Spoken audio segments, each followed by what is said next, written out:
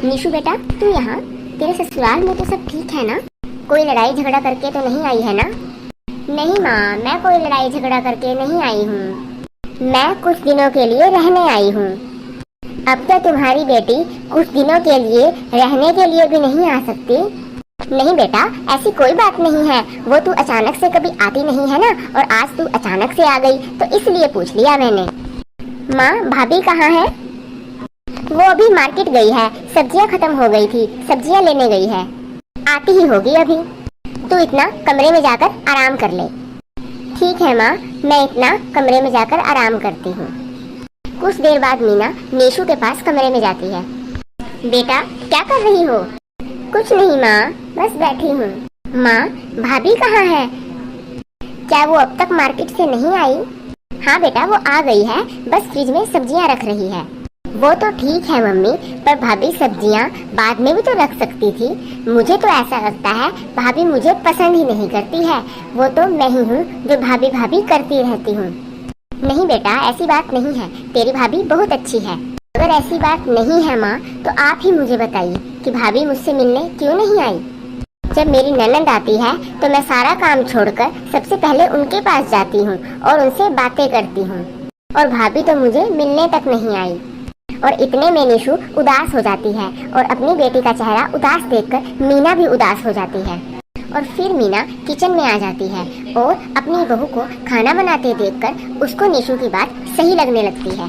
बहू, तुझे पता है ना कि तेरी ननद घर पर आई हुई है, तो तू अब तक उसे मिलने क्यों नहीं गई? हाँ जी मम्मी जी, मुझे पता है कि दीदी घर पर आई हुई है, इसीलिए मैं मूंग दाल का हलवा बना रही हूँ, क्योंकि उन्हें मूंग दाल का हलवा बहुत पसंद है। क्यों ना मैं उनका मनपसंद खाना उनके पास लेकर जाऊँ और फिर बातें करूँ। अच्छा, ठीक है ठीक है। इस तरह मीना वहाँ से चली जाती है और प्रिया भी हलवा लेकर अपनी ननद से मिलने जाती है।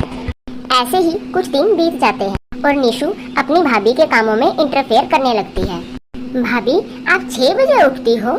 तभी तो मेरे भाई को डेली ऑफिस जाने में लेट हो जाता है। दीदी, आपको किसने कहा कि आपके भाई को ऑफिस जाने में लेट हो जाता है? आपके भाई का ऑफिस का टाइम 10 बजे है और वह टाइम से ऑफिस पहुंच जाते हैं। भाभी, मेरे हस्बैंड के ऑफिस का टाइम भी 10 बजे का है, फिर भी मैं सुबह 5 बजे उठती हूँ और वह 10 बजे से पहले ही ऑफिस पहुंच जाते हैं। इसलिए उनका प्रमोशन भी हो गया है और मेरे भाई का प्रमोशन अभी तक नहीं हुआ। आप कहना क्या चाह रही हो दीदी? यही कि तुम्हारी लापरवाही की वजह से मेरे भाई की तरक्की नहीं हो पा रही। आपको नहीं पता, पर मैंने भी ऑफिस लाइन में काम किया है और वहाँ पर हर चीज़ नोटिस करते हैं। इतना कहकर निशु वहाँ से चली जाती है और प्रिया को निशु की बातों का बुरा लगता है, पर उस समय वह उससे कुछ नहीं कह पाती और वह निशु की बातों को इग्नोर कर देती है। और ऐसे ही कुछ दिन बीत जाते हैं। प्रिया, मैंने तुम्हें कितनी बार कहा है कि मेरी बिना परमिशन के मेरी ऑफिस की किसी भी चीज को हाथ मत लगाया करो। मैं आपके बिना परमिशन के किसी भी चीज को नहीं छूती, ये आपको भी पता है ना। कल आपने ही कहा था, इसलिए मैंने आपकी फाइल अलमारी में रखी। चलो माना कि मैंने वह फाइल तुम्हें रखने के लिए दी थी, तो क्या तुम्हारा फर्ज नहीं बनता कि सुबह तुम उस फाइल को मुझे वापस करो? ऑफिस की फाइल ऑफिस में ही अच्छी लगती है, ना कि घर की अलमारी में। भाभी, माफ करना, मैं आप दोनों की लड़ाई में बोल रही हूँ। भाई ठीक कह रहा है। दीदी, आपको कुछ नहीं पता, इसलिए आप इस बात में नहीं बोले तो ही अच्छा है। भाभी, मैं सब जानती हूँ, मैं भी शादीशुदा हूँ। अक्सर मेरे पति भी इस चीज को लेकर गलती कर देते हैं, पर मैं उनको ऐसी गलती करने ही नहीं देती। इतनी बड़ी गलती आप कैसे कर सकती हो भाभी?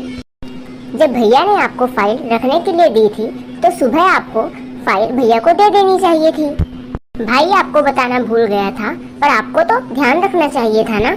हाँ निशु, तू बिल्कुल सही कह रही है, इसको ध्यान रखना चाहिए था। इस तरह निशु अपने भाई भाभी के बीच में आग लगाकर वहाँ से चली जाती है।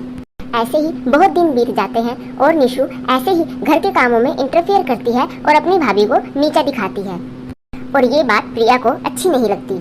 मैं देख रही हूँ, जब से निशु दीदी आई हैं, तब से मुझे नीचा दिखाती रहती हैं।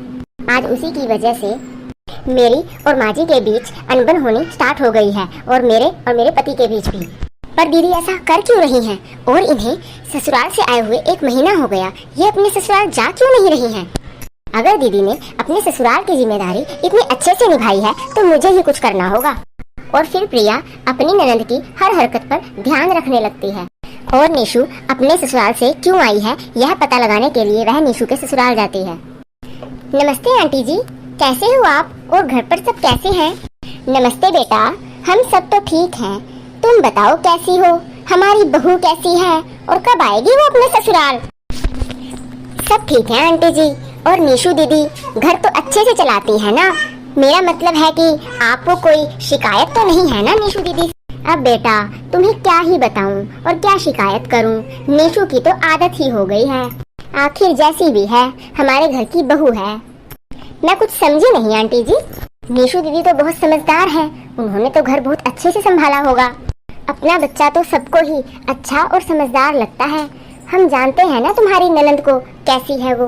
भगवान झूठ ना बुलवाए, निशु एक नंबर की कामचोर है। वह घर का एक काम भी करना नहीं चाहती।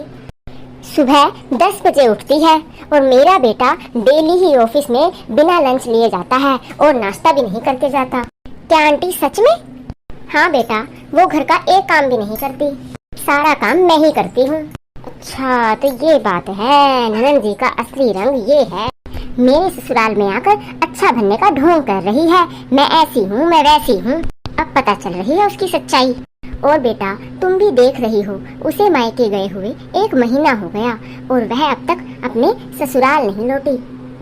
उसे अपने ससुराल की जरा सी भी फिक्र नहीं है। हाँ जी आंटी जी, मैं समझ सकती हूँ, पर आपने ही तो इजाजत दी है कि जितने दिन चाहे मायके में रह सकती है। नहीं बेटा, हमने उसे कोई इजाजत नहीं दी मायके जाने की। वो तो बेटा हमसे पैसे मांग रही थी शॉपिंग करने के लिए और फ्रेंड्स के साथ पार्टी करने के लिए। मैंने और मेरे बेटे ने उसे पैसे देने के लिए मना कर दिया। फिर वह ससुराल छोड़कर मायके चली गई अपने भाई से पैसे लेने के लिए। क्या पैसे लेने के लिए? हाँ, वो बोल रही थी कि मेरा भाई बहुत अच्छा है, मुझसे बहुत प्यार करता है। जब तक मेरा भाई मुझे पैसे नहीं देगा मैं तब तक अपने ससुराल नहीं आऊंगी। निशु की सच्चाई जानकर प्रिया के पैरों तले की जमीन खिसक जाती है और उसके बाद वह अपने घर जाती है और सबके सामने निशु की सच्चाई बता देती है। हाँ ननद जी, अब बोलो। अपना ससुराल संभाल नहीं पाई, वो चली अपनी भाभी का ससुराल संभालने। मैं ये क्या सुन रही हूँ, तेरे ससुराल से इतनी शिकायतें? मैंने तुझे यही सिखाया है। अगर माँ जी आपको मेरी बात पर विश्वास ना हो तो आप खुद जा सकती हैं ननद जी के ससुराल में। निशु की वजह से मीना को शर्मिंदा होना पड़ता है और प्रिया अपनी ननद को सुधारने के लिए अपनी माँ जी से कहती है, मम्मी जी मुझे लगता है अब दीदी को अपने ससुराल जाना चाहिए, बहुत दिन हो गए मायके में रहते हुए। और दीदी आप कोशिश कीजिएगा कि आपकी वजह से मम्मी जी को कभी शर्मिंदा ना होना पड़े। माँ मुझे माफ़ कर दो, मैं ध्यान रखूंगी कि आगे से ऐसी गलती मुझसे ना हो। और भाभी आप भी मुझे माफ़ कर दीजिए।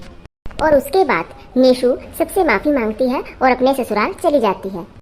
और फिर निशु अपने ससुराल जाकर कभी अपने मायके में दखलंदाजी नहीं करती। अगर आपको हमारी वीडियो अच्छी लगी हो तो लाइक कीजिए, कमेंट कीजिए और चैनल को सब्सक्राइब कीजिए। Thanks for watching.